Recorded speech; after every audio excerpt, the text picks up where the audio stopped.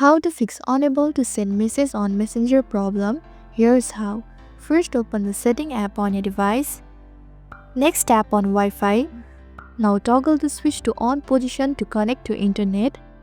Then go back to the main settings menu, scroll down and tap on apps. Then select manage apps and click on the search bar at the top and type Messenger. Here tap on the clear data located at the bottom right.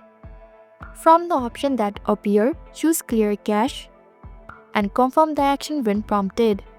This will help the app run smoother. Then go back to your home screen and open the Play Store. Furthermore, tap on the search bar at the top and type Messenger and search for it. Find the official Messenger app by Meta in the search result and tap on it. If an update is available, update the app to the latest version.